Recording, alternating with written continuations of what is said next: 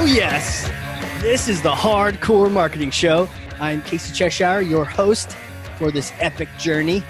And today's show, sponsored by Cheshire Impact, on a mission to help people maximize their use of Pardot and Salesforce. CheshireImpact.com. Bam.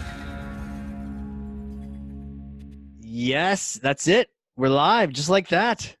Amazing technology. And man, this one is going to be bopping because outside it's a little stormy. So inside we're gonna smash myths today. I'm just stoked for this one. My guest is a fellow agency owner, founder, B2B marketing strategist. It's like watching two wizards hurl lightning bolts at the world. This is gonna be fantastic. She's a speaker, a storyteller, author of two books.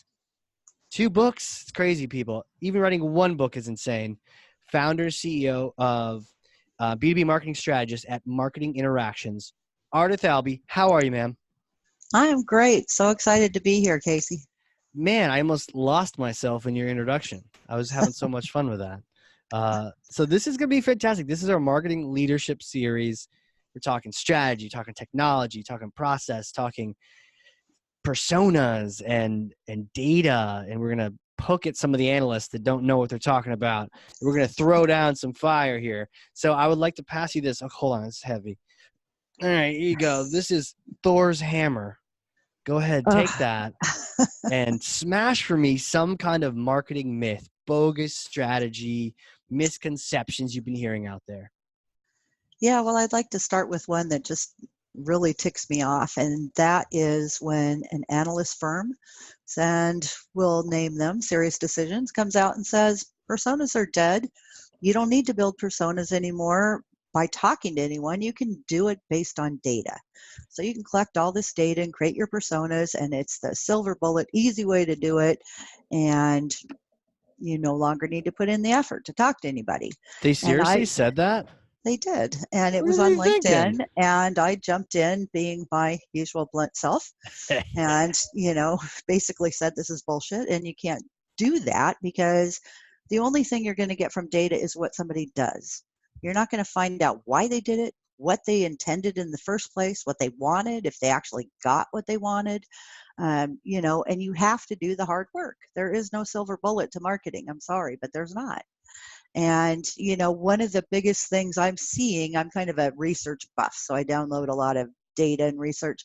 And if you watch it over the years, we've been doing content marketing for a long time. We're not getting any better at it, and marketers are struggling to engage buyers, to even understand who they're engaging, and they freely admit it. And part of the reason for it is because they don't do the work. And even if they do try to build personas, I'm working right now with someone who got in a room with our marketing team, probably over lunch, and created a persona that actually has nothing usable about it at all. Not one single thing. Really? And I'm trying to figure out how to break that to them. But, like what does it sound like? Is it like they just sort of, they're drinking, this is a beer lunch where they're just like, hey, yeah, this sounds like a good profile. I mean, how do you go so wrong like that? How does this happen? They looked at the overall organization goals for their ideal customer, yeah. Right? So as a big company, what are the company's goals? Well, okay, great. How does that translate to what the persona in their role has to achieve?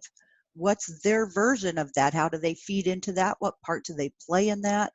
And you can't just look at the overall company and say, well, here's what your company wants to achieve, so go do this.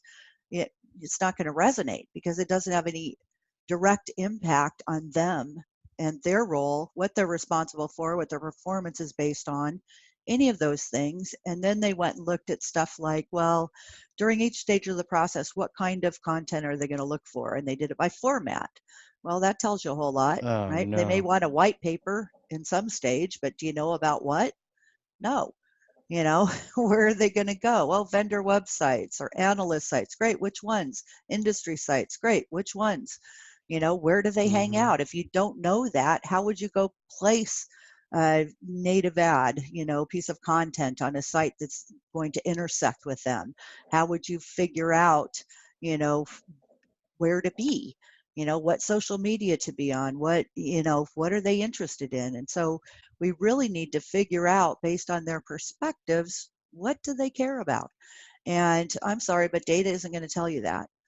It won't tell you Yeah. the why, it just tells you the what. Right. And to your point, your own biases are so in the way.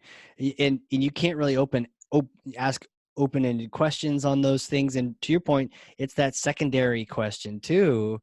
You yeah, I imagine some like ugly looking survey monkey survey going out, and people are like, first of all, no one wants to fill it out. And then like No. the four people who probably got good grades in school that fill it out. I don't know but what, and then you get this data back and you geared the questions. Have you seen those where you get like a survey where the question is geared? It's like, what's your favorite part about this car or this thing, this product, this software, this B2B? And there's three options. There's no option that says your list is complete bullshit. Right. I hate every single thing you suggested. So you have to pick one of the three. And then Mhm. like, oh, see, we told you profitability, pricing was like key here. It's like, Well, actually, yeah, and yeah, it's if you look at who produced the survey or who sponsored it, you yeah. can pretty much tell where the bias sits in the answers for the questions. But Interesting. some of the Yeah. things that I find really interesting in research is that you'll see an answer to a question like, our main goal is to get to know our prospects better, be more relevant to them. And then further down in the survey, you'll see this answer to a question, well, how do you learn about your customers? And at the very bottom of the list is actually talking to them. I posted about that on my blog too, and I was like, okay, I'm not connecting the dots here. If one of your top priorities is to be more relevant to your customers and get to know them, but yet at the bottom of the list of how you're going to do that is talking to them, what are you thinking? So Yeah. you see these surveys where they'll say one thing, and then further on in the survey, the way they respond to a question that would feed into that is totally the opposite of what they said and isn't going to help them do that. And so, I love research, but you have to use it with a grain of salt, Yeah. And, Like directional. So question, I mean, Serious Decisions, they're not complete idiots here, but they've had some good stuff come out. But what mm, was this just one analyst going crazy and they need to like bring her back in the herd, whoever wrote this thing, or is this like their party line? And yeah. why would they even say that? Well, because everybody's on this AI craze, and they Oh, think, the next thing yeah. that they came out and said, which I just started laughing, was that the predefined nurture is dead. So AI is now going to assess what the visitors on your website want to see and serve it up to them. And I just sat there and I thought, and most of my clients are big enterprise companies, tons of resource, tons of money, big teams, Yeah. and they have no prayer in hell of having that happen in a good way. Because number one, most people don't have the content that AI would say based on what somebody's doing. We should give them this. Well, if this isn't there, what are they going to give them? So I thought, in theory, that's a great thing. But in reality, it's probably a disaster waiting to happen, and, Yeah. I just kind of think, what the hell are these people thinking? But, it's like I was at Content Marketing World and I stood up on the stage and said, if you don't have the resource to address, 5 personas, don't create 5, only create 1 or create Yeah. 2, Oh, or, I love that. and so one of the comments, I got my feedback, and one of the comments was, finally, a mature marketer who's willing to say, we don't have to do everything, and, put it within boundaries that we can address given the resource that we have. Because so many people are out there saying all these grandiose things like, you should be doing this, and then people are running around thinking, God, we're so behind, we're not doing any of this stuff that all these Right. gurus say we should be doing. We're missing the boat, we got to go do this, and they buy all this shiny technology or whatever they're doing, and they can't execute because they're not ready. They don't have the foundation in place, they haven't done the basic steps. And quite frankly, if any company that doesn't have a persona would create just one and just address that one, they would see a difference. Do you know what I mean? You don't have to do the whole thing all at once. You can do a pilot project, you can do a experiment, and you can Right. see the difference, and then that will get some executive support behind you to go and do more. If you're afraid you don't have the executive support for it, But the one thing that drives me the craziest out of all of this is that leadership has lost their ever-loving minds, because they're telling marketers, you are going to be graded based on how many leads you bring in the door, aka form fills, right? That's so not a lead. Right. And so if that's what they're judged on, are they really going to go and tell the right story, get to know the customer, build the persona? Because all they care about is, I have to generate 500 form fills this month in order to pass my performance review. So I'm going to go get them to download this white paper if it kills me.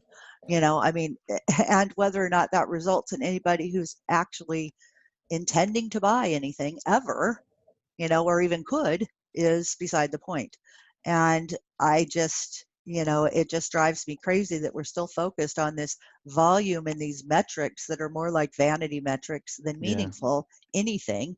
And no wonder sales hate you, because you're giving them Right. all this garbage. Garbage. You might as well have given them a straight list you bought from some creepy vendor in Eastern Europe for, €80. Yeah, Some bad exactly. data. Mm, Yeah, because But we know that we can get marketers can get prospects of any shapes and sizes. Prospect not even being a good word for that. We can get random people to fill out forms, yeah, make the button orange, make a short uh, form, I compel know. them to fill it out and drive people there. And now you're just wasting all your salespeople's time. You're right. You just passed the buck. You didn't, I think your earlier point was do the work, Yeah, it is. And people who are passing form completions to sales as leads are nuts in the first place. But Because to be fair, yeah, isn't that what sales is asking for, even if they don't know any better? not really. No? Well, unless they don't have enough pipeline to work, then they'll take Right. anything that breathes. But Well, because they I have to work with a try. But lot of sales that are like that. They're like, give me more leads. I don't have well, enough. and that's quite often because they sort through them all, and you gave them 100, and they go, okay, I can work these two, so give me more. Right. And so you have to look at what's behind the give me more thing. Right. Um, Right. Yeah. but Yeah. But, I mean, I've worked with companies where we do personas, we build the content marketing strategy out, we spend the right time nurturing them, we actually deliver sales leads with a history that we can show them of what Mm, they're interested in, what they've done, so that sales can actually engage them. We help with sales enablement efforts, and they're able to actually get in meetings and progress deals and close more pipeline. And marketers are now being charged to take responsibility for contribution to pipe. How in the heck are we going to do that if we're not generating the right leads, and if we're not helping them get to the point where they want to talk to a salesperson? right. Right. So, I mean, 62% of them, according to Forrester, of buyers say they can go out online, do their own research, and build their own short list of vendors without ever talking to one. That ought to scare the crap out of all of us, you know? I So, agree with that. I think yeah. I would do the same thing, right? I think our But here's team. what's happening. If you look at Gartner, what they're coming out and saying is that, that it used to be that if you created quality information, right, you get the right leads. Now what buyers are saying, 89%, I think, somewhere around there, are saying all the information we're coming into contact with is quality. That's not the problem. The problem is there's too much, and it all conflicts with each other. Like one vendor will say this, another vendor will say that. How do we know which is the truth? Right. But then you look at the expanding buying committee, and let's say there's, I think Gartner's now up to like 11 people on the buying committee, and you look at them, each one of those people goes out and reads 4 or 5 pieces of content and from whatever resource they find, generates their own ideas based on that information, and they all come back together, and none of them agree on anything. And so it's adding 20% more time to the buying process because they have to spend all that time deconflicting all this information, right? So Gartner's come out with this new thing that I think is really interesting, what they call sense making, just helping buyers understand what information they need, what's valid, because there's so much information now. Mm. It's, they don't know what to do. So That's they the lack confidence in making a decision. And that means they're going to right. say, what we have is good enough. Thank you, but no. And that's Right. not where we need them to be. It's an interesting challenge to think about. With in the past, it was not enough information, but now it's everybody's getting on this game and they're just saying what they want to say. Mhm. Like, 92.5% of all statistics are made up on the spot, but I just made that up. But now who do you trust, right? So it's like, there's so much information and sense making. How do you recall what they were saying about like how do you got to earn that trust with authority? How do you stand Well, out when you're so noisy around? Well, yeah, it's that's still a challenge. In fact, Right. I think the most interesting thing about it is Gartner's most known, well, CEB, who they bought, is most known for the Challenger sale, right? And Oh, they so, bought them, huh? yeah, and Okay. so Gartner's now coming out with sense making, and they can't reconcile the two. They're two different things. The Challenger is inside looking out at your buyers, and sense making is outside looking in from your buyer's perspective. And so, it's an Can you explain that? interesting. What you mean by that? Well, sure. The Challenger sale is built around challenging people, right? So Right. challenging their status quo, bringing them insights they didn't have, trying to wake them up to see things differently, right? Yeah. Yeah. Yeah. Sense making is saying, okay, you've got all this information. We understand where you are. You're confused. You're frustrated. Let's help you make sense out of this. Trying to simplify it, trying to level it out for them Mm, instead of trying to disrupt them. So it's a different thing, taking more the customer's perspective into account. And so it just goes to show the shift in buying, what's happened, what's different, what's changed. And the fact that we have, you know, maybe half of sales reps making quota, closing deals, and almost as many deals ending in no decision because the mm-hmm. risk is too great to change. Yeah. We've got to get better at helping them mitigate that risk and building the confidence that they're making a good decision. And so what Gartner is saying, or CEB, is that it's this balancing act between building up the confidence in the buyer, which will also hopefully help diminish their skepticism in you as a seller with an agenda, right? So you're trying to be really helpful. So feeding into their whole buyer enablement thing.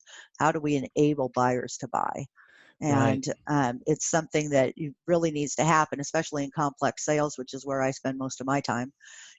But there's so many things to consider and so many impacts outside of just the department that might be buying the software.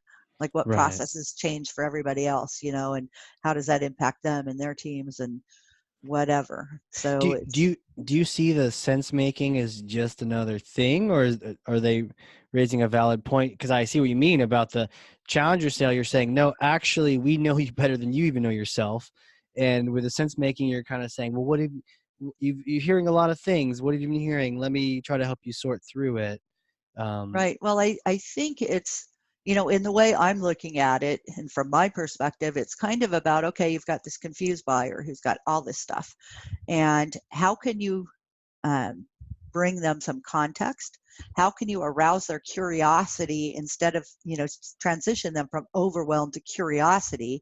So they'll say, well, yeah, I'm interested in this part of it. Can you tell me more? Can you simplify this out for me? And I think that's, you know, what salespeople are going to have to learn to do. And I Yeah. think marketers are going to have to help them, because I think ultimately, given the reliance on content, we're going to have to start figuring out how to help people make sense out of the problem they're trying to solve, rather than just providing more information. Makes sense.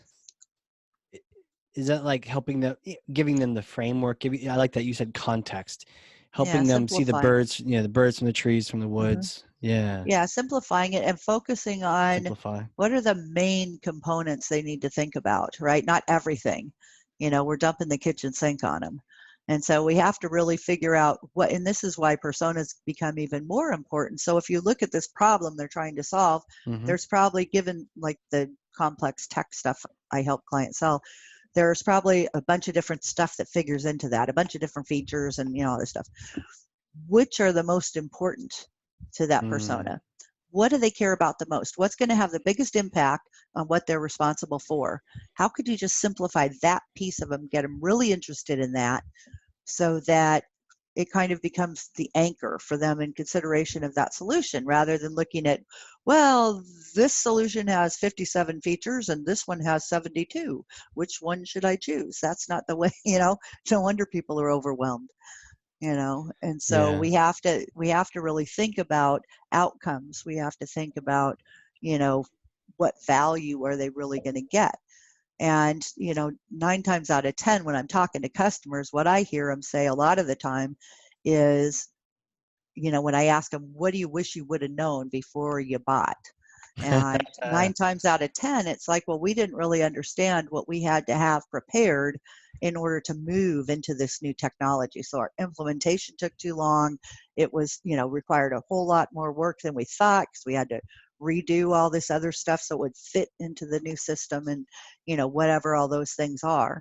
And so we need to really help people understand, what they're getting into, instead Yeah. of just trying to close the deal because they want to solve the problem. Yeah, and of course, it took more work than you thought it would. Of course, it took more work than the rep for the software that sold it to you maybe hinted at you would take.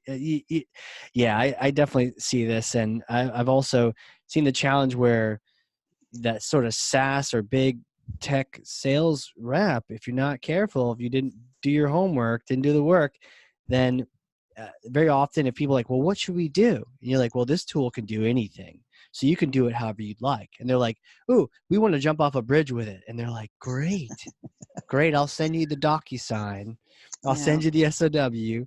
You can jump off that bridge. This thing could do anything for you. It won't save you, but it'll jump with you. And it's like, no, like actually tell them what they need to do.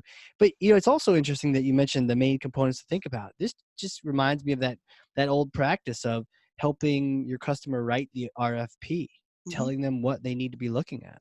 Yep, I know. And it's a struggle to figure out, how do you get salespeople into the conversation earlier. And Right. interestingly enough, they've, a lot of buyers have gone from, we don't want to talk to them at all, to, we'd love to talk to them earlier in the buying process when we're trying to figure out what we're doing. But the problem is, they don't bring any insights worth our time. Right. Because it's not about the feeds and speeds of the product as much as it is about, can it solve the problem? What am I going to get different than what I have now?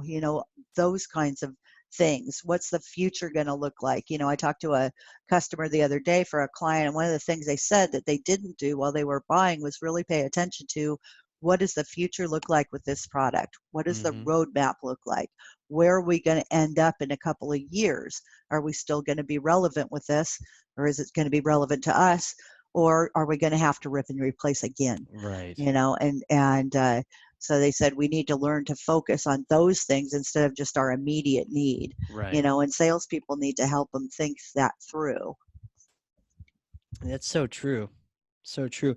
At the beginning, when you smashed that first myth, it was around the idea of personas are dead. You just get the data. And then I love what you also said about, if you don't have the content for 5, don't create 5.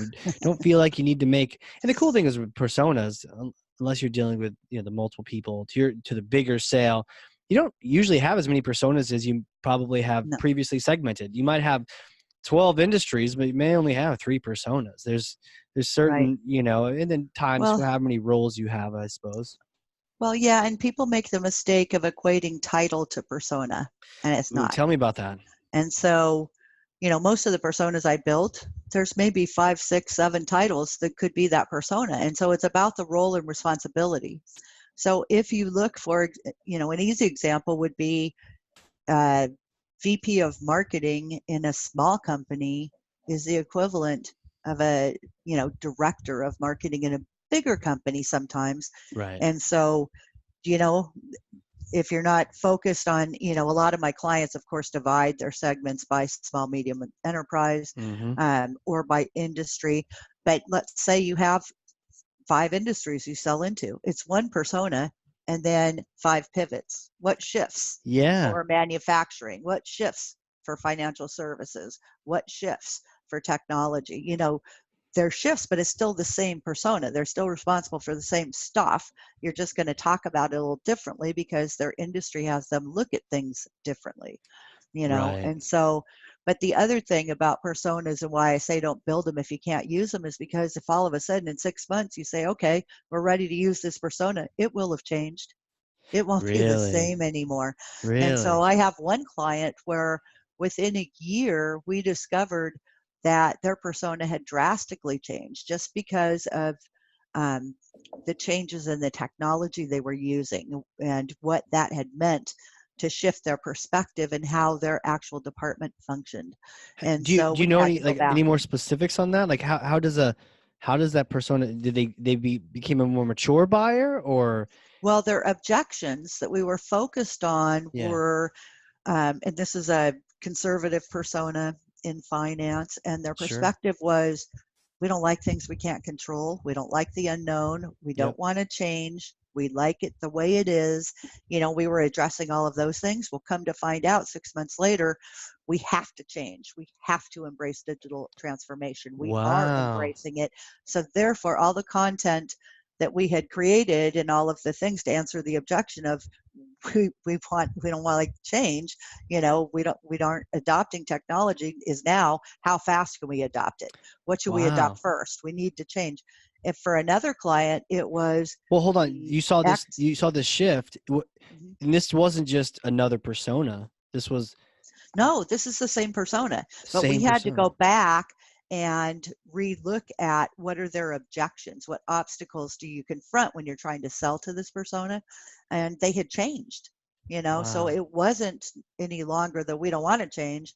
It was help us change faster, and how do we Huh. do it safely? And they were leaning into it, which is a totally different posture than just 6 months ago when I interviewed a bunch of their clients to build personas. And then Wow. I have another client who we built a slate of 5 personas for them, big global company, selling contact centers. And an actual persona disappeared off the face of the map and a new one took its place. So all of a sudden we Really? were looking at, Who disappeared? people. Like what kind of, like a? Well, it was a process person that got switched out, but it was just interesting because it wasn't a primary player, Yeah. but it was a player that was, if they said no, that could derail the whole thing. So you have to know how to counter those things. But it was just really interesting, and I think that one took 2 years to show up, and then we went out to do a refresh. And we started looking at their new customers and the groups of people that they had engaged with. And we're like, where's this persona? It's not there. Who is this other person? And we went, whoa, things shifted, so we had to go build a new persona. I guess as much as, change is always a good thing, but even in my mind, I thought, wouldn't it be great if personas just stayed the same? So everything else in the marketing world is changing, the tech is changing, but at least I know my customer. I know them since 1960, and they're the same. But no, they're buying differently. They're evolving too. So Yep. that's a really good reminder that even if you do build these things, you gotta keep in tune with your customer. You can't Yep. just write it off. And I think we Yep. see companies that do True. that, and they get surpassed. Well, and the other thing you have to look at too, which I think is really interesting in B2B, we always think we're different than B2C, right? Sure. And so, but here's the thing. What do you use your smartphone for today as a consumer? Everything. And so when you go to work, do you say, okay, I no longer use my smartphone for anything. I'm going to use my laptop for everything? No. No, you still kind of use it too. So, yeah. Yeah. So are we, producing content that performs well on mobile, or are we not? Because they're going to, and I saw an interesting conversation on LinkedIn a while back where somebody asked where people read their email. And the comments indicated that people check their email on mobile. If they're going to read it, they'll wait till they get to their laptop or whatever, but they'll delete it. If it's not something they think they want to read later, they'll delete it without even reading it off their mobile. So if you can't pass the mobile Right. test, right, The if what mobile shows up in test. your preview line or your subject line in a mobile phone isn't enough to say, oh, I have to read that later, you're deleted before they even click to open you. And they'll do Right. that while they're sitting in a meeting, right, when they're bored. They'll just go Right. through and delete them. Or on a podcast. No, just, yeah, no. So, we have to pay attention to what the trends are for consumers, but also their experiences are setting their expectations, which is Right. why B2B e-commerce is growing. Oh, Not really? for my clients, of course, because they sell big multi-million-dollar solutions, most of them, but but B2B e-commerce is growing quite a lot.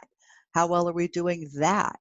I did a project for Aero Electronics where they're selling to engineers, electronic components, right? We did this whole looking at their personas around how do they use the website, and as a website improvement project, and how to better engage them on the website so they could sell more through the website.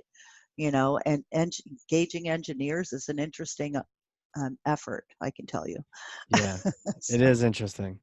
mm, It helps if you're just partially engineer yourself, so you can appreciate it and kind of geek out and nerd out with them for just a second, create that yeah, relationship, then ask some of those questions. I know, but the interesting thing for them is they have engineers that work in like Boeing, okay? Yeah. And then they have makers who are Yeah. hobbyists, right? Oh, Who yeah. have a whole different perspective, and they're trying to do some stuff that's really off the wall different, and whatever. Like And build a flux capacitor. yeah, exactly. Yeah. To go back to the future.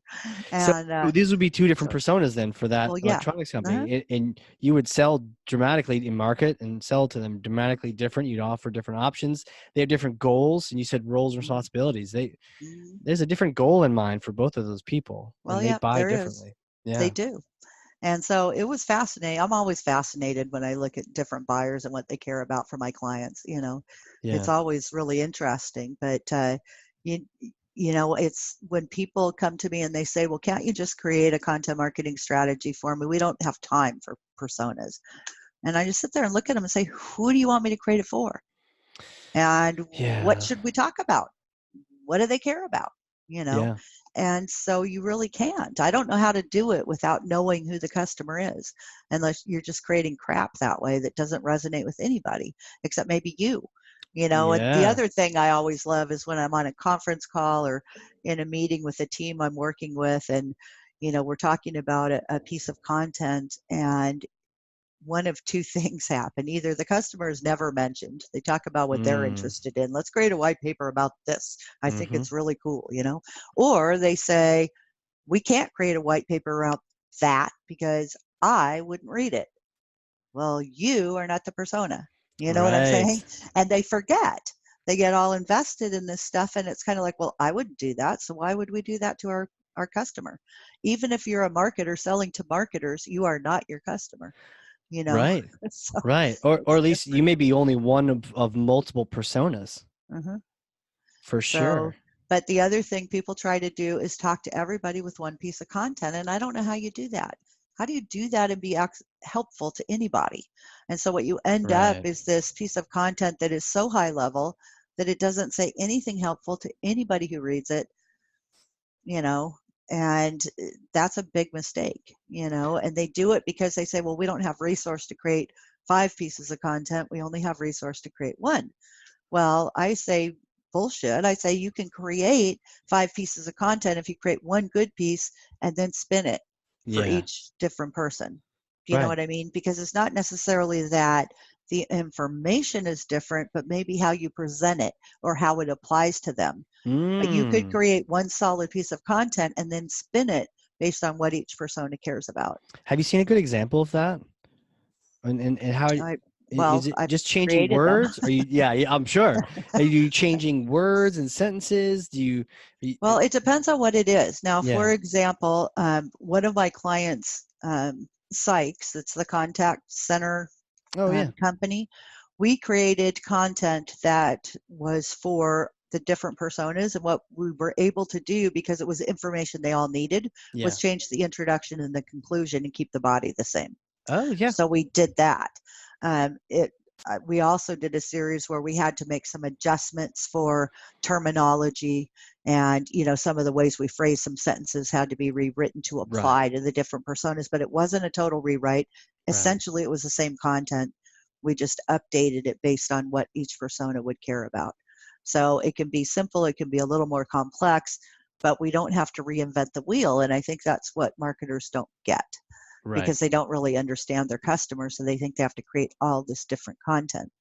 By the same token, there are companies out there that are just creating content because some executive said our theme this quarter is, X.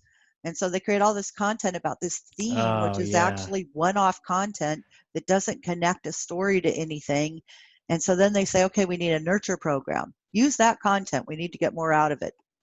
How? It Right. doesn't connect together, It right? doesn't It's do just any. one-off Yeah. things because you came up with a bunch of ideas about, we could talk about this, we could talk about that, you know, and you wrote this content, but it doesn't build a story. So it's hard to reuse it. And that's a shame because it's a waste.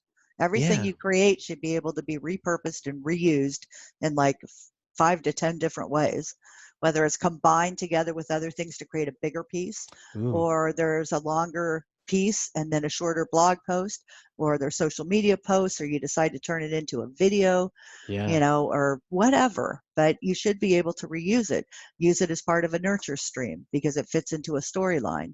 Right. So when you have the right content marketing strategy, everything you create should work together with everything else so that you Right. can mix it and match it in different ways. That's how you become more efficient and save from ripping your hair out over the whole thing. Yeah. It work. The whole phrase was, work smarter, not harder. Mhm. Absolutely.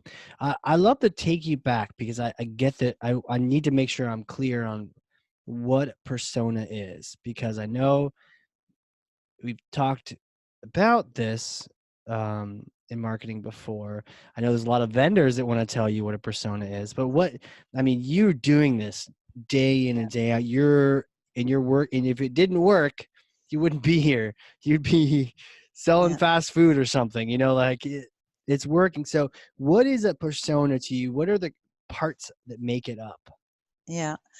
So a persona is basically, if you will, fictional characterization of a target segment, a person in your target segment. And, and it's the trick to a good persona is that it's based on commonalities that you find across the people representative of that segment. And I'll tell you why. Because let's say you drive a Corvette and wear red tennis shoes. You're maybe the only one in the Right. persona segment that does that, right? So Yeah. one of Or the things I A Jeep hate is Wrangler and flip flops. That might right, be. Yeah. right. So you can't use that. And so Right. we need to look at what information can we use. But if it's that you're all trying to increase efficiency for your teams so that they can get products to market faster, and everything, you know, and that's a common theme across your persona, then that's something to address. So we have Right. to look at the things that are common. What do they care about? Because as a marketer, we're trying to reach the widest swath of people, right? Right. And so a salesperson, on the other hand, would look at one customer and say, I love that you wear red tennis shoes. You know, Yeah. that's really cool. My kid loves green ones, you know, or whatever, to Yeah. establish rapport. But as a marketer, when we're looking at going out and engaging, I have clients that have 200,000 people in a segment on their list. How are you going to engage the widest swath of those people? It's by focusing on what are the commonalities that they care about in that Right. segment. And so we have to look at that, but a persona needs to, so, you know, as far as I'm concerned, the demographic information can go. I don't care how old they are. I don't care how much money they make. I don't care if they live in the suburbs with 2 kids and a dog, because I can't use any of that as Right. a B2B marketer. What I care about is how long have they been in their careers on average? Are they new and they're trying to climb the ladder, you know, so they're willing to take more risk? Have they been around a long time and maybe they're looking to leave a legacy of something great behind because they're getting ready to retire, for example? Have they been around long enough to know where the bodies are buried so they can get a deal done? You know, what Right. are those things? So I care about that. I care about some psychographic details. Like in some personas I've done, what comes up when because I'll go out and look at like 100 LinkedIn profiles, you know, representative of a persona I'm building, and what you see and what people say and the recommendations. And you start seeing this common trend across people in this role that they're mentors to their team.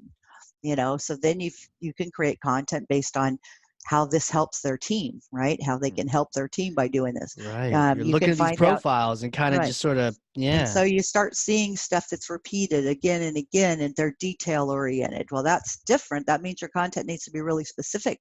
You need to have Mm, evidence-based stuff rather than a story that weaves around, right? So you need to look at some of those things. But mostly what you need to figure out are, you know, what are their overall objectives? What are they responsible for? What are their obstacles? Like, who's going to push back and say, no, we don't want this solution in our company. No, you're not doing this to my team because it's going to roll over into my area. You know, what are the sources of pushback? No, right. HR says oh, we're worried about user adoption. If you don't get everybody to adopt this, then we're not going to make the ROI that you're saying we're going to get, or whatever, right? So what are the pushbacks? And then my absolute favorite part of a persona is the questions. And so what I'm looking for is what do they need to know when they started looking for the solution, as they learned more about it? What did they ask all the way across the buying process? Because if you take that list of questions, it almost organizes itself into a flow, right? You're not going to ask, a certain question before you've learned basic information. You know what I mean? So you can look at, well, after they learn the answer to this, then they might ask this next thing. Right. And so if you have this set of questions, then you could say, okay, how do we as a company answer those questions? What's our answer? There's your content flow, and so a persona should help you understand that, as well as, what formats should we put it in? It's really interesting. I have one client where every single customer interview, and I did a ton of them, came back and said, our two favorite things are conferences and webinars. I've never heard that before. Interesting. Conferences and webinars. By the same token, I have very few people say, we love video. Very few. Yep. Marketers are out there and the research says, go invest in video. Video is the new thing. Most of the buyers I talk to don't have time to watch video. But you know why they don't like it? Because they can't archive it and highlight it. And when they need a specific piece of information, they have to go watch the dang thing again to find it. So versus if they get a white paper or something else, they can archive it, they can highlight it, they can mark the important stuff, they can share it easily with others and say, look at page 5, paragraph 2, or whatever. You can't do that with a video. And so customers, when you look at customers, that's a different persona, right? Because they already bought your stuff. So it's how do you keep them and grow them? Customers will watch videos because they want the how-to stuff. They want to see how do we use your product better and whatever. But buyers, not so hot on videos. I haven't talked to a lot of them that want to see a video. And so I find it really interesting because marketers are shoving tons of money into video. And I'm kind of like, did you talk to your customers? Shots fired, video vendors. What's up?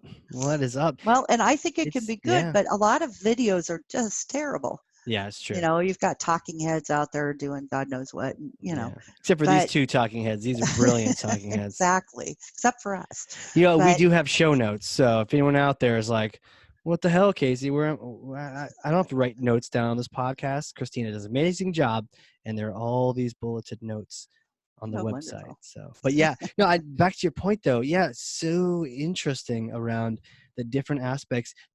Do you lay it out by, I mean, I know the title's not the thing, but by the role, do you say, okay, I need to talk to, let's say it's a marketing software and tech, and you're like, I need to talk to that sort of marketing user, and then I need to talk to the marketing person's boss, and maybe do you start by interviewing particular roles, or do you just talk to everybody and sort it out?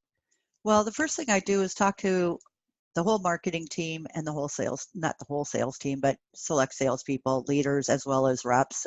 I want to know what the company's perspective is about go-to-market, who they're talking to. So I want to hear from the reps who they're in conversations with. Got it. And who they want to be in conversations with. Got it. And then we look at their buyers, and it's like, what contacts do you have at your customers that I can talk to? Who was involved in buying? And I try to get companies or customers that have bought within the last year, so they still remember the pain they went through or whatever it was when they bought. And to your point, it's still the valid persona because it might be out of date. Right. And so I want to, really get their experience. And so it depends on who they can find me. And quite often, like I said, there will be a multitude of titles because, chief bottle washer, chief guru of customer, whatever. People have weird titles. You can't rely on titles anymore. No. So, but it really starts with talking to the people at the company and then looking at their customers, looking at their database, who's in it, what is the distribution? Because the other thing is, let's say we do all this work and they thought, and usually my customers think coming in, we need to talk to the C-suite. Oh, no, you don't. You're not selling anything strategic enough for the C-suite to look at. They'll come in at the end or a couple times during the process, but really they're going to delegate to their team to buy this thing. And so then who is in your database? Well, it's all fine and dandy to build your persona, but if you don't have the people that match that persona in your database, then what? Then what are you Yeah. going to do? Then what? What happens? Mhm. So we've had to look at that and say, okay, you have a client right now where we need to get to a persona that they don't have in their database. So it's like, okay, what are we going to do to generate enough insight to write some content to get, develop some lead gen and that kind of thing? And going and buying a list from discover.org is not the answer. Oh, I love it. Shots fired. Sorry, Uh, discover.org. It's just not it. We got to talk to our customers first. Yeah, well, it's not that they're bad. They actually have really good information, really Do good they? data. But I mean, you can enhance the data you have Right. with a data provider, but to just go and call a list because you don't have them it doesn't mean that if somebody fills out a form, they're going to be your buyer. Right. You have to go out and get people who are interested enough, So it's sometimes a challenge, but we need to look at, okay, if we create these personas, can we use them? Right. Because otherwise it's a waste of money and time, you know. And to your point, create one. Get to know what those questions are so you can create the flow, the nurture comes straight from those questions. Just answer what they're asking for, right? Yep. I was talking to a client the other day who wanted a particular training for lightning, and they knew exactly what they're looking for. And so like, let's give them what they're asking for. Like they have a question, let's answer it. They don't need to invent questions for them to answer. Like, what are they looking for along that journey, along that process? Just answer Yeah. their stupid questions. But the other thing that I think that's really key with a persona too is by talking to your customers, you understand the words they use, Ooh, and you can yeah. create content that uses the words they use and how they would describe something rather than making up from your vendor perspective, that probably doesn't match anybody's perspective. Right. And so, but you learn the words they use and what level they're on. And what I find with a lot of B2B content writers is that we try to be professional and it makes our writing stilted. And the easy example to use is, I'll say when I'm on stage at a conference, how many of you have put the word leverage in a piece of content lately? And all these hands will go up, and then I'll look at them and say, why didn't you simply use the word use? Why can't you just say, use this to do that instead of leverage this to do that? It's Why do fancy. we have to use the fancier word? But it's not easy to comprehend. So when you think about it and you Yeah. think about readers' behavior, what do? They go out and they scan and they say, is this worth me slowing down to really read it? Or should I Mm-hmm. just scan for the high points and move on? Well, if it's hard for them to get, I mean, how many times have you sat in front of a web page and realized you've read the same paragraph 4 times and you still have no idea what the frick it says? You Right. know? And that's what happens when we're trying to be important, you know? Right. And then sometimes it's because the paragraph didn't actually say anything. They're just Right. using those flashy words, to Mhm. your point. And I think the the overall personas, the buying has shifted. We sense that. We can smell that BS. Oh, it's stinky. And we're just like, oh, they're just trying to manipulate me. They're just trying to throw these flashy words. They don't mean anything. Mhm. And we're kind of turned off by it, as opposed to, I mean, I think it was a recent conversation. I think it was Peter Fader just saying that, we're trying to make all these really good looking videos and graphics where big enterprises realize they make those graphics look too good. We don't trust them. It's like an ad. Right. So they've been kind of dumbing down and reducing the resolution and quality of their images Mhm. so that they don't appear too fake. Right. So it So might even look like you recorded on your iPhone. you yeah, know? right? I mean, because that's what authentic is, Right. somebody walking down the street talking in their iPhone, but which I would trip and kill myself. So that will never happen for me. But, Right. you know, that'd but be the other that'd thing be really is, authentic. Yeah. yeah, oh, geez. But the other thing too is how many companies do you know that on their about page it says, we are the leading provider of? My Mm. question is, how many leading providers could there possibly be in a Mm-hmm. category? Do you know what I mean? So Yeah. why do we all say that? I have a company right now that is nowhere close to being the leading provider. They're a great contender, but they are nowhere near the leading provider. But what do you think it says on their about page? What You if know? you are the leading provider? What do you say? Because everyone else is saying it. Well, there's a lot of different ways to say it. I have another provider that says we're the top rated vendor on G to Crowd. Yeah. You or, could say, yeah, right. Yeah. and they are. And, but I mean, there's different ways to say it. It always feels You know, weird to say, number one, because I feel like I'm like a restaurant. I am the number one restaurant for, a number one well, Italian cuisine. and quite frankly, people aren't going to buy from you because you say you're number one. I mean, it used to be in the old days, Mm, there was a saying, you can't get fired for buying IBM. Do you right, think that's because IBM said we're number one? No, it's because of the reputation that preceded them, right, right? And so what we have to think more about is it's not so much about what we say about ourselves as what other people say about us, but mm-hmm, also how we present ourselves to the world.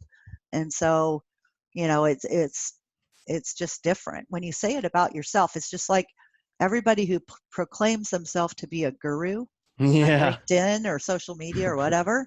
I mean, what do you think when you see that? I don't think, oh yeah, they probably are. I think, nice try, right, you know. okay, all right, So I mean, there's a lot to be said about being a little subtle about it, and talking right. more about your strengths. Yeah, I'll Why see, are you why right. are you number one? I'll see your million followers and be pretty impressed. You don't need to call yourself a Yeah, guru. well, exactly. So and the people who call themselves guru have 10 followers. Right, right. Yeah, so true. And so whether it's the images or the words, being authentic in that and Mhm. not trying to be haughty or more than you are, confident, but using the words that we use to make it easier to digest, don't make something that your brain has to really think about what is the impact of leveraging. Well, you're going to Mhm. use this thing and the result you're going to get Yeah. is X. Like it's Yeah. simple. Yeah. True. Yeah, very So true. So who are you? How did you become the super sage wizardress of the marketing world? Take us back. Take us back like little Ardath days. Did you always were you always Well, gonna be a marketer? no, I was going to be a veterinarian, but you don't want to go all the Really? way back. I'm old. This could take a long time. Yeah. Oh, we But got we got date we got gigabytes of storage on this but thing, so we can go. essentially, I was in the hotel business. I was general manager for hotels and country clubs, and I have a degree in English literature, so I've always been a writer. Oh, cool. And I was waiting for a liver transplant back in 2000, 1999, I guess. And I was unemployable because I was yellow, right? My wolf period, I refer to this as, right? Because, Seriously, like how yellow? Like well, the yellow, whites of yellow? my eyes were yellow. My skin had a yellow tinge, Seriously. everything because my liver couldn't process all the bile. No kidding. So even though, when I got tired quickly or whatever, but I was unemployable essentially, right? Nobody was going to hire me to be their general manager of anything when I Right. was glow in the dark yellow. And so my sister called me and said, I want you to come to Minnesota and run a company for me. I want to start a technology company. And I said, yeah, sure, right.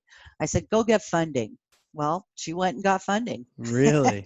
And then my husband said, okay, I'll agree that we can go, but I'm giving you 5 years and I want to come back to California because I don't like the Midwest. I grew up in Pennsylvania. I'm not doing it. So I said, okay, great.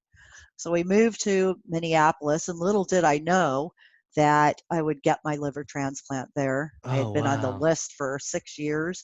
And when I Seriously, moved to the 6 years. Midwest, it never occurred to me that I would get it there. I always thought I'd go back to California, but the list was so long in Cal. And so when I moved to Minneapolis, your seniority transfers. And so I ended up getting my liver transplant 6 months after I moved there. Oh, But anyways, we started this technology company, and my sister's a technology genius. Just she didn't know how to run a company, so I was doing sure. that for her. But think back to the year 2000, and first ever iteration of marketing automation software designed for Wow. marketers to use, and also run your website. Now think back to the year 2000 for corporate websites, brochure sites, Yeah. right? They had taken their paper brochures and they had put them online. And so companies would buy the software and they'd take their brochure site and they'd Mhm. move that content into the new technology and they'd say, nothing changed. Mhm. And I was the only non techie in the company and I was a writer and I- I'd run businesses forever. And I go out and I look at this content and I think, well, geez, this really sucks. This is going to Yeah. work. No wonder nobody's engaging. And so I Right. started helping them rewrite their content and things started happening. And so they started hiring me to do work for them, to help them succeed using the technology. And so in 2007, I realized that I had enough companies that wanted my help. And of course, my husband had gone back to California on the day 5 years later and took the dogs and said, drop by. So I was commuting from Minneapolis to California. And the worst part was like right after Christmas or New Year's when I'd go home and get off the plane and it was 50 below in Minneapolis and it Yeah. was 80 in Palm Desert. And Yeah. I'm going, Is that why he did that? well, yeah. Because And I I'm like, why am I doing this? I've been to Minneapolis in February for the Uh, Super Bowl, and that was it isn't. cold. And I'm a wimpy California weather girl. Oh So, no. But so, anyways, in 2007, I decided to take the leap and become a consultant. And that Nice. same year, my literary agent called me and said, "Can you turn what you've been writing about on your blog into a book?" And I said, "Well, of course." And Wow. so that's how I became a consultant and got my first book published. And it was for me, right place, right time. Wow. So I never planned to become this. And I think the difference for me in marketing is that I used to run companies, so I understand financials. Yep. And I'm interested in B2B because of the complexity of the story, versus B2C, where I had spent my earlier part of my career. And I just seem to, what I discovered when I worked for my sister is that I have this ability to look at technology and understand it and be able to write about it, simplify it, talk about it, understand why people are interested in it. And so that's how I got to be a consultant doing this work, and I think my bluntness precedes me because I just don't have time to waste on messing around with this stuff. So Yeah, exactly. I tend to be, I'm known for being rather blunt. So which no, is fine with me. Be direct. That's what made this conversation fun for sure. Now was that book, that first one based on the blog, was that the e-marketing strategies? Mm-hmm. Yeah, that was the first one. And the second one was digital relevance. And I'm working on a third one, which is going to be about retention. So given the change in business models now, it's no longer about, when I first started in this business, it was about selling the big, heavy lift, on-site implementation, custom build technology. Now everything's SaaS, right? You can month to month, you can switch in a heartbeat. And so what are we doing now to drive retention? And we've got to start focusing on that. And how do we do it? And how does the content you use and the way you talk to people change from, buyer to customer to advocate? How do you drive all of that? So that's one of the things I'm looking at, and we need to make that shift. So I like it. I'm looking at the profile here on Amazon. Digital relevance, e-marketing strategies for the complex sale. Fantastic. Yep. And it's funny, the first book has been outselling the second book because people finally caught up with what I was writing about in the first book. Which I you're think an oracle. You're too ahead of your time. So, by the time they catch up to the second book, I should be retired. And by the time they catch up to the third book, if I get done writing it, I'll be dead. So right. And not in Minnesota, at least. So at least you'll be somewhere warm. Exactly. So I have a question for you.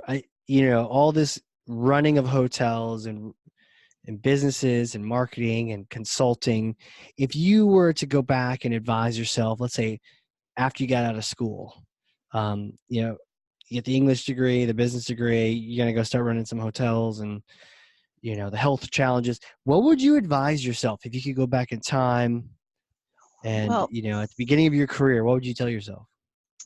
Well, I don't know if I can get all the way back to the beginning of my career, but I'll tell you what having a transplant does for you.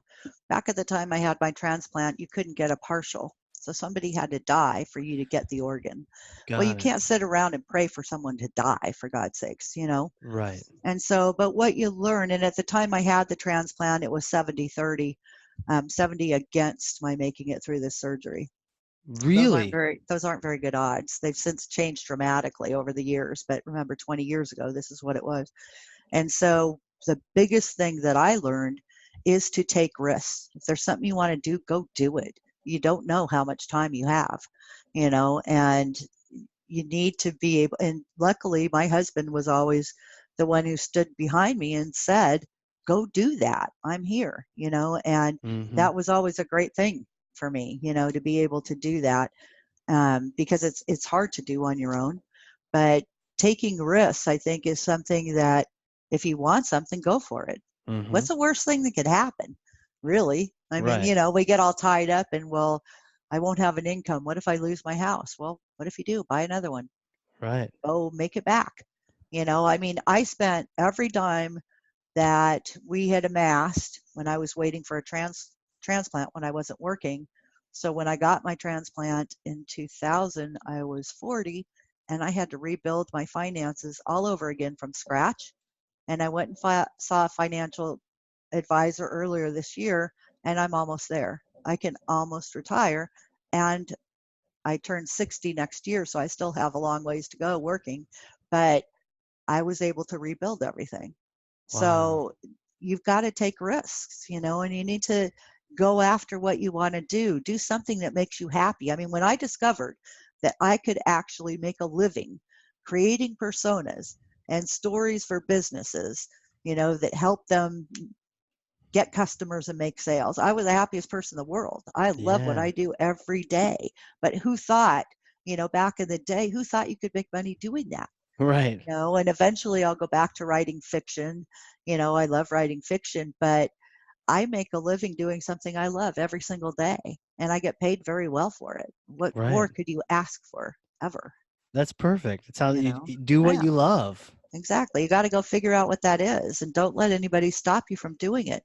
I read about all the time. A lot of my friends this year are writing books about the un-American dream, how we Yep. need to stop doing the Saw hustle, that. and yeah, Carlos wrote that. And then Michael Brenner's coming out with a book, Mean People Suck, how we need more Really? empathy in the world. I Yeah, like Michael. I do too. It's coming out next month. And Okay. Brian Solis wrote a book about, um, what being online and being connected all the time is doing to our lifestyles and what it did to his, and how he had to overcome that to continue to function. I mean, there's all this, suddenly this year, it's like all these books are coming out about all of this. We need to find balance. And, it's something I've always had because it's the way I was built, and I didn't grow up with tech, so Mm-hmm. I'm one of those people who can shut it off at the end of the day and leave my cell phone in the office until I come in here in the morning, Right. type of thing. But you have to draw boundaries somewhere, and you have to go do what you love. Otherwise, Yeah. what's it worth? You're only here for a specific amount of time, and you don't know how long that's going to be. Right. I had so much I wanted to do, and I was terrified I wasn't going to get the chance. So now I've had the chance, and I've done a lot of what I wanted to do, and I still have more.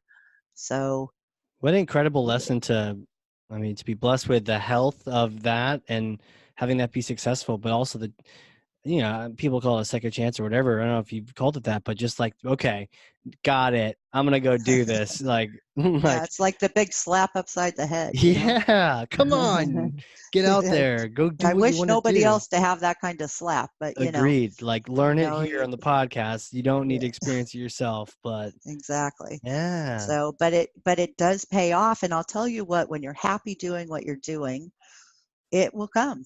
Hmm. I mean, and it's funny being a consultant because it, if you don't work, you don't get paid. You know Yeah. what I mean? There's not a Yeah. paycheck coming in every 2 weeks or whatever, like you have when you have a regular job. Right. But if you work and if you do good work, it will come. I've Hmm. never once had to worry about making a living since I Hmm. walked out and became a consultant. Never once. It's kind of counterintuitive and sort of mystical and magical. That whole idea of doing what you enjoy. I think a lot of us grew up in the era of like just do the responsible Well, thing, we have and all the reasons why we can't. we do. You know, Yeah. we do, and you have to give it up. So you really do. You have to look at it and say, is this a real reason, or am I just scared? Well, Right. go be scared. Go do it anyway. It's probably that second. It's probably that you're scared. I'll admit to that. Yeah. It's like, ooh, I could accomplish this dream, but all these blah blah blah. Yeah. Yeah, Excuses, I say. I agree. Yeah. Tell me real quick about that fiction writing. I know you'd mentioned that before. Well, I've always been a fiction writer. I think my mom said I started writing stories when I was 4 years old, Wow. or not 4 years old, in the 4th grade. 4 years old, I wasn't writing anything. The But dog named Spot. yeah, Yeah. but I belong to Romance Writers of America. I've done Wait, what's it retreat called? Romance Writers of America? Romance Writers of America. I've Hello. done retreats with best-selling authors to learn how to build characters, how to sustain a story over 100,000 words, those kinds of things. I actually had a novel um, hit the finals for what they call Golden Heart, which is an unpublished novel. So I've never published any fiction, but that's how close I got. And then I quit writing fiction when I became a consultant, of course. Yeah. So I will go back to it. But actually, everything I learned about building characters for fiction is about building composite sketches of different Wow. people to create a character. And it's actually what drove the methodology I used to build personas. And so it's the same principle, and you have to build. For example, when you're writing fiction and you have a character, if you write something that is out of character for that character, it doesn't ring true. And you blow the suspension of disbelief that you have to create in Mm. order for people to stick with you through that story. It's the same thing with a persona for business. If you write content that isn't true to that persona, it won't engage them, Right. and so, but it's really building a character to sustain a fiction story and building a persona to sustain the problem to solution story, right, to get them to buy, is basically the same thing. Wow. So that's where that all comes from. And it's really interesting, but that's how it came to be. That's how I got into doing that. I started looking at it and I thought, well, heck, if you just apply this to business people, it's the same thing. It is. So, I love yeah. that not only are you doing what you love, but you've also tied your original passion from when you grew up to how you make money and to how you help Mhm. people and provide value Yeah. and all that. It's the fiction writing come to real life and the B2B journey and the Yeah. personas, understanding the characters. Who are the characters we have here? Yeah. I know. Um, And who knew you could do that? right? Who knew there's a career in that, and quite a good one with books and speaking at stages and everything. I think when one of the things that I wrote was a play. I wrote a play when I was deployed to Iraq. Actually, I was on guard duty for a certain period of time, bored out of my mind for like 18 hours a day. You can only read one James Patterson novel, then you're like, okay, I'm not going to read another book today. I finished this one, start to finish. I got to go Right. do something else, and so I wrote a play and I hear what you're saying because I didn't necessarily I sort of knew the beginning, and then I Mhm. really knew who the characters were based on some people that I kind of dropped into those roles. I kind of knew who they were, and then I just sort of put them in a room and let them interact with each other. Mhm. I didn't even know what they're gonna do. They I just know. sort It's of just it's go. interesting, isn't it? Yeah. I love that. Yeah. Yeah, and even the end, like I didn't even know like any of these things and the relationships. But it's like, what would this person say to this person if they were chatting right now? Mm-hmm. And Yeah. if this person who likes humor is being silly, and this person who doesn't like humor, what's their response going to be? But to your point, it's always that staying in character there. Uh-huh. And if you break that, then that whole thing falls apart. It's fake. Right. Because it's not believable. Right. Yeah. But Right. I think the most interesting thing I ever learned in character development is when in fiction, there's always a villain, right? Mm, So who's the antagonist? Who's right. keeping them from getting what they want? Right. And the thing that was really interesting when I was first learning to write was um, in the class I was in, they said, the villain doesn't wake up in the morning and say, I'm a bad person. Right. They wake up in the morning and say, today's going to be a great day. I'm going to go kill 30,000 people. Isn't that Yikes. wonderful? Right. But I mean, that's their mindset. And Right. so if you write a villain like they're ashamed of themselves or they're bad or they think they're bad or what, that's not who they are. Right. They're the villain because that's who they are. And so you have to really be able to embrace that, and so it's a lot about stepping into somebody else's shoes and seeing things from their perspective, which Mm-hmm. is exactly what we're being tasked to do with our customers, Right.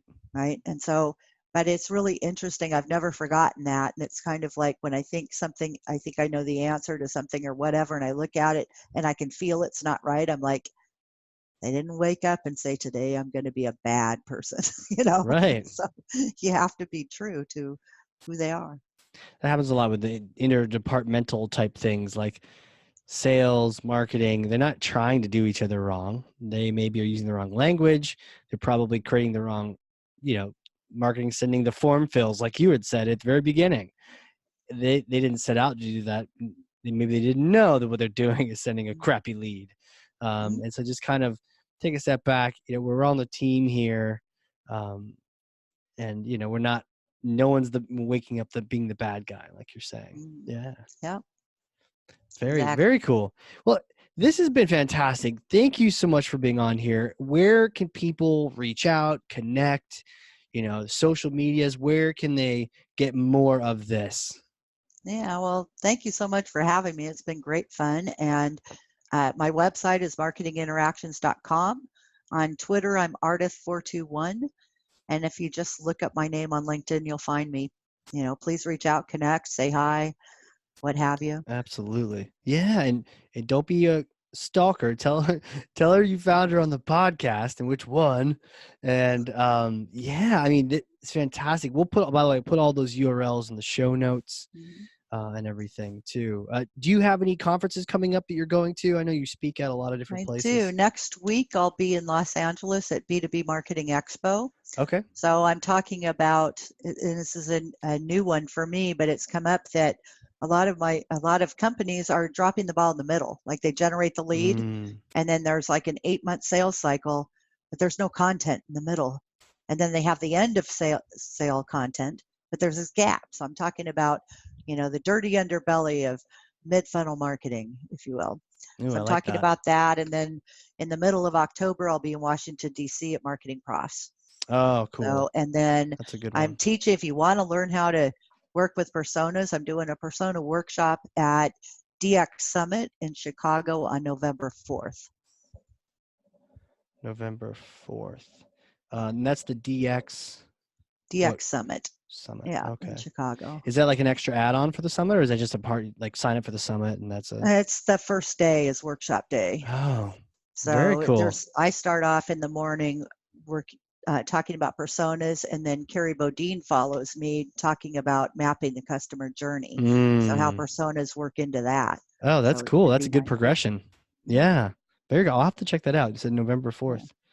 Well, very cool. Well, Ardath, thank you so much again for being on here. This is fantastic. Yeah, I've really enjoyed it. Fun conversation. For sure. And for everyone out there listening, this is a great opportunity. If you learn something here, and I know you have, because I literally have 2 pages of notes over here, then share this with someone. Be a thought leader to one other person today, even 2. Now you're really a thought leader. But get this information in other people's hands, the personas, understanding the buyer, the different parts of a persona. Just and go tell Sirius to jump off a cliff. But this is good stuff here. Amazing. And I will definitely be having to go over these notes again. So Ardath, thank you again for being on here. Yep, you're welcome. It's been my pleasure.